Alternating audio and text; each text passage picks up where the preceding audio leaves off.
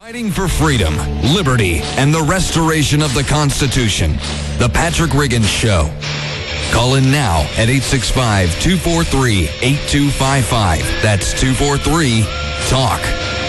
And now your host, Patrick Riggins. Welcome back to the Patrick Riggins Show. What is that, Tori? Father Christmas? Father Christmas by the Kinks. By the Kinks, yeah. That's my kind of Christmas music. Yeah, Tori playing a little Christmas music to get you in the mood. either this or Cheech and Chong. So. Cheech and Chong, yeah.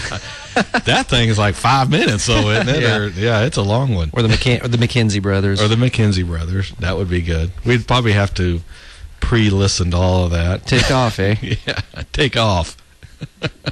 All right, welcome back to the Patrick Riggins Show. Already in the last segment of the show, and I'm going to try and cram in as much as I can before we run out of time. Real quickly, when the last shootings in Colorado and New Jersey occurred, I talked about how we were promoting this type of behavior through news coverage, and did we really need to know about it? With all the new listeners to this show each week, I want to take the opportunity to mention it again in the light of this most recent shooting in Connecticut. If you want to listen to the whole segment of that show, or even the whole show, it is on our YouTube channel at youtube.com/Patrick Riggins Show. And the show was on August 26th broadcast, and the segments were called, appropriately enough, Media Over Reporting. Good stuff, if I must say so myself. But you can go to that youtube.com/Patrick Riggins Show, scroll down, and you'll see that August 26th show. I can enunciate that. I want to start off real quick with a question. What does showing the news story about the shooting in Connecticut do for your life? As I talked about before, it's been shown where making a spectacle out of these events only serves to encourage them. So again, I ask, how did it help you to know about it? Or let me ask it this another way. How is your life different now than it was the Thursday before the shooting? If nothing is different, then again, why do you need to know about it? Why do we need to report on it?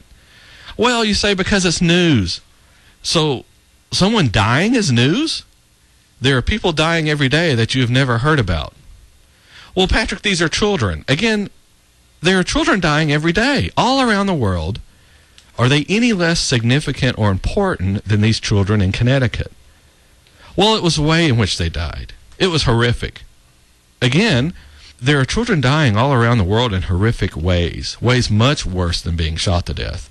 There have been children killed by being stabbed to death, strangled, starved, which in that case is death strung out over years. Again, what has changed in your life since the shooting? Well, you say, it makes me appreciate my family and children more.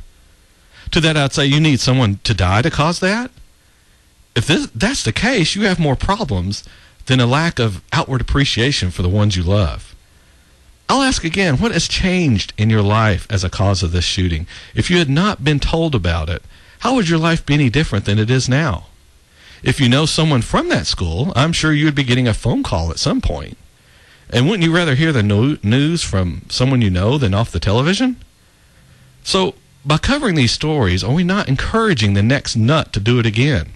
Everyone wants to ask why this is happening more and more. Part of the reason is because we have a 24-hour news cycle. And they have to talk about something. The other part of the problem is doping up our children on these heavy drugs with bad side effects, but we'll talk about that on another show. Just look at this one story I pulled off the internet this week. A Bayshore teenager, and that's in Long Island, New York, created a Facebook page using the name of a girl in his class. He then posted a threat about committing a shooting at their school on December 19th. The shooter I talked about in that show in August. He wrote a quote. He wrote, and what he said, the quote was, "I'm starting to see why people go on killing sprees," unquote. I guess he just came up with that with no influence from the sensationalizing of the other shootings that had occurred. Now, the news media is not going to point the finger at themselves. No, they're not responsible for causing this. It is the fact that mental health is not funded enough by the state, that guns are too easy to get, that we aren't evaluating and labeling kids at an early enough age. We have these video games that glorify killing. Well, isn't the media and the news media just about doing the same thing? Look, even some nut phoned in a bomb threat to the prayer vigil for these children in Connecticut. Now, why did they do that? Because they knew it would get lots of attention. Why do we have all these bomb threats that were phoned into courthouses across the state a month ago?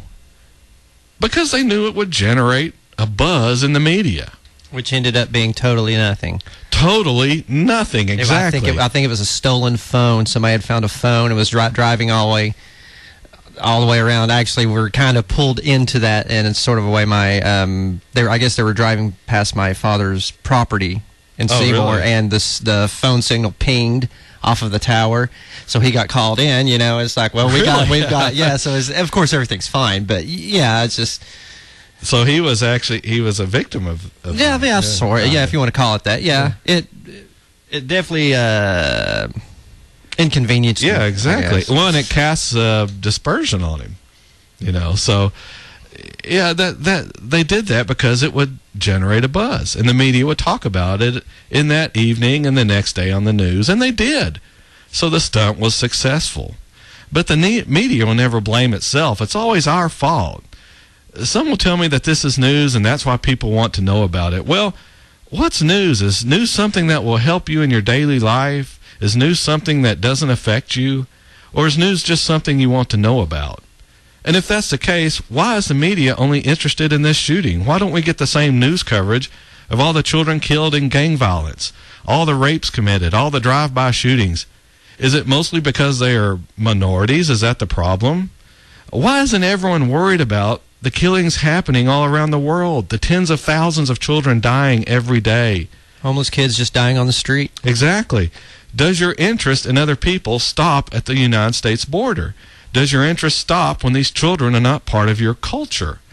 Or are you a sponge and you're just soaking up whatever the news media tells you is relevant and important at the time? These are the things I want you to think about when you're looking at all this media hype that they do around these shootings and all these different kinds of events that happen. When they take an event and try to use it for political gain, which seems to happen, everything that happens means either something good for the president or something bad for the Republicans. They're always playing one off another, and then we're all stuck in the middle, and we're steadily having our rights and our freedoms eroded. Anyway, we're coming up on the last of the show here on the Patrick Riggins Show. It goes by very rapidly, doesn't it? If you want more information about us, you can go to our Facebook page at facebook.com/Patrick Riggins Show. You don't have to have an account to get to that. You can see that page without an account. Again, it's facebook.com/Patrick Riggins Show. You can also see us on Twitter and you have the little @ symbol, Patrick Riggins. And you can go to our YouTube channel at youtube.com/Patrick Riggins Show. If you need to know how to spell Riggins, it's Riggins. Patrick Riggins Show, and that's all together. You can also email us at patrickriggins@gmail.com. And you can reach us the old-fashioned way with U.S. mail in care of the station WNOX here on Kingston Pike in Knoxville. So join me next Sunday afternoon where once again we'll talk about freedom, liberty, and the restoration of the Constitution. This is Patrick Riggins. We will see you next Sunday afternoon at 2. Have a great week.